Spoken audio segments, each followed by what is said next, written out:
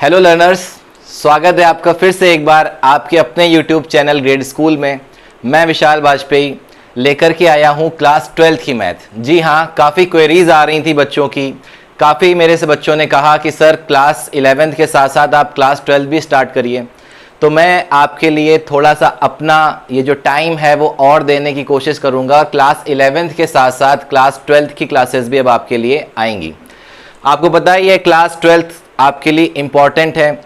Marks उतने important नहीं है, लेकिन वो मार्क्स आपको किस डायरेक्शन में ले जाएंगे वो मैटर करता है कहीं ना कहीं। तो क्लास 12th बोर्ड तो होता ही है, ऑब्वियसली सभी को पता है कि ये इम्पॉर्टेंट क्लास मानी जाती है आपके करियर के लिए, आपकी लाइफ के लिए। बहुत लोग ज़रूर बोलते हैं कि मार्क्स जो है लाइफ नहीं है, मार्क्स डेस्टिनी नहीं है, बट फिर भी आप किस डायरेक्शन में आगे बढ़ने वाले हो वो ज़रूर डिसाइड कर देते हैं कहीं ना कहीं मार्क्स। ठीक है, अच्छा, क्लास 12th में आपको जैसा पता है कि अभी सीबीएसई ने काफ़ी कुछ सिलेबस रिड्यूस किया है, कुछ कट किया है। लेकिन ये सिलेबस रिड्यूस तो हुआ है, बट कहीं ना कहीं जाके आपको वापस पढ़ना ज़रूर पड़ेगा, क्योंकि आईआईटी या बाकी कंपटीशन लेवल पे जो यहाँ पे एग्ज़ाम होते हैं वो अपना सिलेबस डाउन नहीं करने वाले। वो तो जो चीज़ें आपकी छूट गई वापस से आपको पढ़वाएंगे, तो आपको कहीं ना कहीं वापस जाके वो चीज़ें पढ़नी पड़ेंगी। हाँ, आप एग्ज़ाम पॉइंट ऑफ व्यू से ज़रूर वो चीज़ें छोड़ सकते हो अभी के लिए, लेकिन वापस आपको वो चीज़ें पढ़नी पड़ेंगी। तो मैं यहाँ पे आपके लिए कुछ भी छोड़ने नहीं जा रहा हूँ। जो कुछ एनसीईआरटी का सिलेबस था मैं सब कुछ यहाँ पे आपके लिए कवर करूँगा। आप एग्ज़ाम पॉइंट ऑफ व्यू से जाएँ तो आप ज़रूर वो चीज़ें छोड़ दें जो डिडक्ट कर दी गई हैं सीबीएसई के द्वारा, लेकिन मैं यहाँ पर आपको वो सारी चीज़ें दूंगा क्योंकि वापस आपको पढ़ना ही पड़ेगा। तो क्लास 12th का जो पहला टॉपिक है वो है रिलेशन और फंक्शन। ये टॉपिक थोड़ा सा फिर से अलग माना जाता है या बच्चों को डिफ़िकल्ट इसलिए लगने लगता है क्योंकि ये उस तरह का टॉपिक नहीं है जिस तरह से हम मैथ्स को सोचते हैं।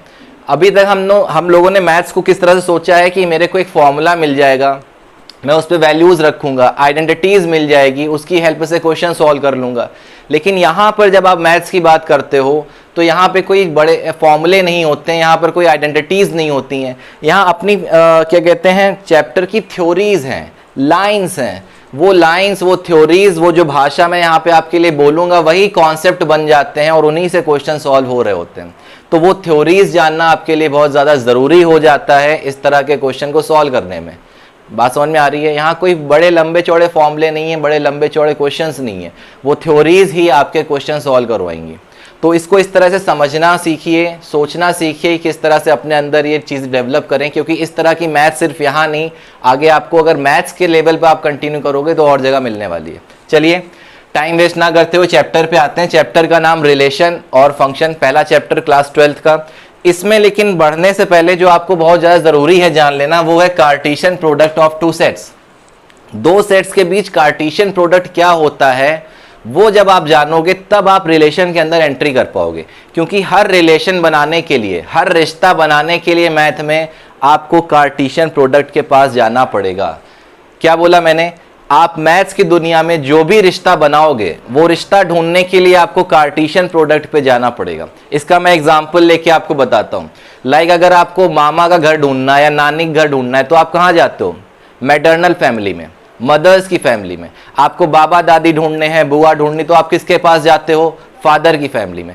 तो वो जो आप फैमिली देख रहे हो ना, आप मामा ढूंढने जा रहे हो तो किसी पड़ोसी घर तो नहीं घुस जाओगे ना कि मामा यहाँ रहते हैं, आप मदर की फैमिली में जाओगे।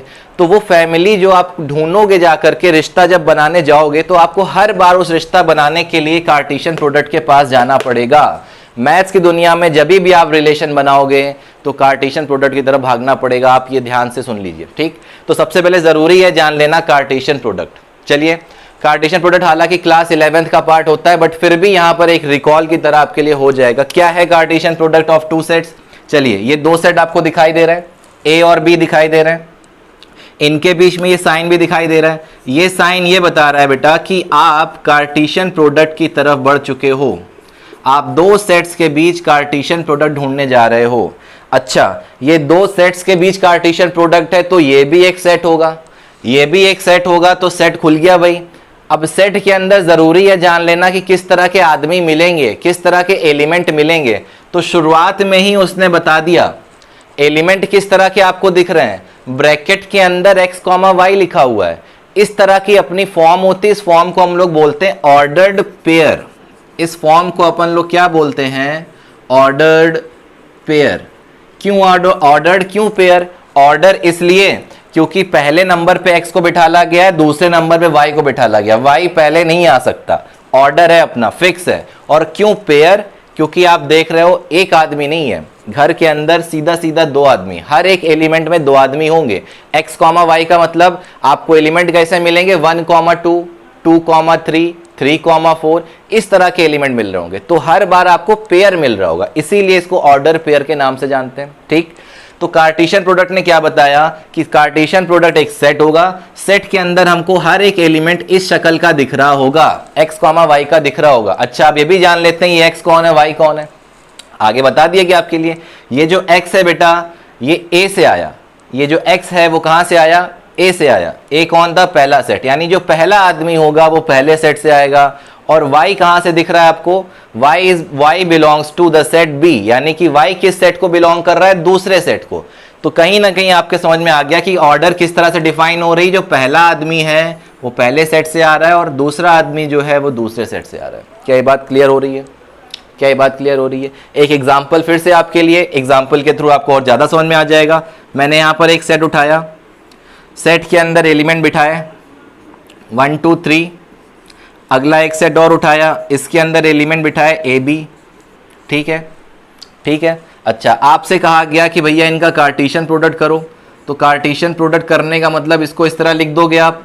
लिखने के बाद आपको पता है ये दो सेट कौन कौन से, जरा यहाँ पे अपने सामने रख लेते हैं। पहला सेट है 1, 2, 3, पहला सेट है 1, 2, 3। दूसरा सेट कौन सा है, a, b। दूसरा सेट कौन सा है, a, b। अच्छा सॉरी, अगर आपको कार्टेशियन प्रोडक्ट कराना है तो आप अभी अभी पीछे सीख करके आए हो कि मेरे को इस तरह के एलिमेंट चाहिए, और इस तरह के एलिमेंट में हर पहला एलिमेंट कहाँ से आएगा, पहले सेट से। दूसरा एलिमेंट कहाँ से आएगा, दूसरे सेट से। तो आप पहले सेट पे चले जाओ और पहले सेट के पास जाकर के इसके एलिमेंट मांगो। इसने पहला एलिमेंट कौन सा दिया, 1। अब ये 1 बेटा जा करके आगे सभी के साथ, दूसरे घर में जाकर के सभी के साथ अपनी पेयरिंग कराना शुरू करेगा। तो 1 की पेयरिंग होगी a के साथ, दिख रहा है, पहला एलिमेंट पहले सेट से, दूसरा एलिमेंट दूसरे सेट से। उसी तरह 1 की पेयरिंग b के साथ, ठीक है, 1 की पेयरिंग b के साथ। अब 2 इंतजार कर रहा था, ये इंतजार कर रहा था कि मेरी बारी भी आएगी, हम भी पेयरिंग करने जाएंगे। तो 2 की पेयरिंग भी फिर से a के साथ और 2 की पेयरिंग b के साथ। तो मेरे पास अगला पेयर क्या निकल के आया, 2, a, 2, b। ठीक है, 1 का काम हुआ, 2 का काम हुआ, 3 ऐसे ही तो नहीं आया था, ये भी पेयरिंग करवाएगा। तो 3 भी अपनी दोस्ती करवाएगा a के साथ और b के साथ। तो यहां पर 3 के लिए भी 2 पेयर बनेंगे, 3, a, 3, b। अब जरा एक चीज ध्यान से देख लो कि यहां का कोई सा भी एलिमेंट छूटा तो नहीं। यहां आने वाला हर एक एलिमेंट, यहां से आने वाले हर एक एलिमेंट के साथ पेयरिंग कर रहा था, दोस्ती कर रहा था। 1 ने भी की, 2 ने भी की, 3 ने भी की, और दोनों के साथ की। ये जरूरी था, ये लिखा हुआ है फॉर एवरी, ये साइन होता है फॉर एवरी, यानी कोई सा भी एलिमेंट छूटना नहीं चाहिए। यहां का हर एक एलिमेंट उठा और यहां के हर एक एलिमेंट के साथ फ्रेंडशिप कर डाली। तो ये आपके पास देख रहे हैं, इस तरह से पेयरिंग आ गई। इसी का नाम होता है कार्टेशियन प्रोडक्ट। क्या कार्टेशियन प्रोडक्ट समझ में आ गया? कार्टेशियन प्रोडक्ट जब तक समझ में नहीं आएगा आप रिलेशन की तरफ नहीं चल पाओगे, इसलिए कार्टेशियन प्रोडक्ट बहुत ध्यान से समझ लेना। नहीं समझ में आया वापस जाओ, वीडियो को पॉज करो, फिर जाकर वापस देखो, दोबारा चलाओ, नहीं आ रहा है तो फिर तीसरी बार चलाओ, चौथी बार चलाओ, जब तक नहीं आ जाए कार्टेशियन प्रोडक्ट समझना। इसके बाद आकर के हम लोग रिलेशन पे पहुंचेंगे। ठीक है, चलिए इसको कॉपी करिए। जी हाँ, तो कार्टेशियन प्रोडक्ट आपने देखा, आपने लिख करके देखा, एक बार इसकी शक्ल भी देख लेते हैं, फोटो देख लेते हैं किस तरह से एक्चुअली ये सही में दिखाई भी देता है। क्या सीखा था अपन लोगों ने कार्टेशियन प्रोडक्ट में कि सेट ए का हर एक आदमी उठता था और सेट बी के हर एक आदमी से जा करके फ्रेंडशिप कराता था। मैंने आपको एग्जाम्पल लिया था कि सेट को आप घर मान लो, घर का कोई आदमी उठेगा और दूसरे घर में जा करके हर एक आदमी, जो भी घर में आदमी होगा उससे दोस्ती करेगा। तो मान लो ये आपका एक पहला घर है जिसमें से पहला आदमी उठा, अपने घर से नहीं दूसरे घर का दरवाजा खटखटाएगा और दोनों आदमी जो दिखेंगे दोनों के साथ पेयरिंग करेगा। तो 1 ने ए के साथ करी, 1 ने बी के साथ करी। अच्छा, 2 भी इंतजार कर रहा था, 2 भी उठेगा, ये भी इस घर में जाएगा, ये भी दोनों के साथ पेयरिंग कराएगा। तो 2 का ए के साथ पेयर बना, 2 का बी के साथ पेयर बना। इसी तरह 3 भी दोनों के साथ पेयरिंग करवा रहा होगा, 3 का ए के साथ, 3 का बी के साथ। कोई सा भी आदमी छूटा, यहाँ भी कोई सा आदमी छूटा, नहीं छूटा, तो ये आपकी पूरी तरह से पेयरिंग हो गई। इसी का नाम है कार्टेशियन प्रोडक्ट। हर एक आदमी उठ करके जाकर पेयरिंग करवाएगा, यही कार्टेशियन प्रोडक्ट है। ये जो आप लिख रहे हो इसी का प्रदर्शन देख लो यहाँ पे, 1 ए के पास, 1 बी के पास, 2 ए के पास, 2 बी के पास, 3 ए के पास, 3 बी के पास। तो ये एक और तरीका आप सीख रहे हो यहाँ पर, जिसको हम लोग रे डायग्राम मेथड बोलते हैं। एक तरीका तो ये है कार्टेशियन प्रोडक्ट को लिखने का, और देखने का एक तरीका ये भी है, ठीक। जहां पे आप देख पा रहे हो कि 1 ने दोनों के साथ पेयरिंग की, 2 ने दोनों के साथ पेयरिंग की, और 3 ने भी दोनों के साथ पेयरिंग की। वही चीज यहां लिखी थी, वही चीज यहां आपको दिख गई।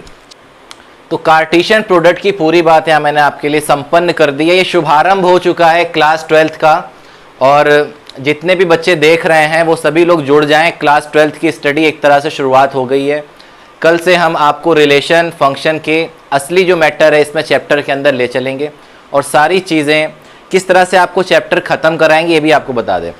हम आपकी NCERT जो आपकी बेस बुक है, बेसिक बुक है, वहाँ से आपकी शुरुआत कर रहे हैं। NCERT में आपको पता है एग्जाम्पल और एक्सरसाइज, एक एक एग्जाम्पल, एक एक एक्सरसाइज का एक एक क्वेश्चन मैं बताने वाला हूँ, ठीक। हर एक्सरसाइज में जाकर के पहले आपको एक्सरसाइज का कॉन्सेप्ट क्लियर करूँगा अपनी तरह से, आसान शब्दों में, ठीक है। उसके बाद आपको एग्जाम्पल्स की तरफ ले जाऊंगा, और एग्जाम्पल ख़त्म करने के बाद एक्सरसाइज ख़त्म कराऊंगा। एक एक एक्सरसाइज यहाँ पर आखिर तक जो मिसलेनियस एक्सरसाइज भी है वो भी ख़त्म कराने के बाद चैप्टर पे हम लोग आगे बढ़ेंगे। एकदम धीरे धीरे एक एक क्वेश्चन समझा के आगे चलना है, ठीक है। तो चलिए रिलेशन पे कल आपको आगे ले चलेंगे, रिलेशन और फंक्शन पे। बाकी सभी लोग जुड़िएगा, चैनल को फिर से जिस तरह से प्यार दे रहे हैं आगे देते रहिए। लाइक करिए, शेयर करिए, सब्सक्राइब करिए। बहुत बहुत शुक्रिया।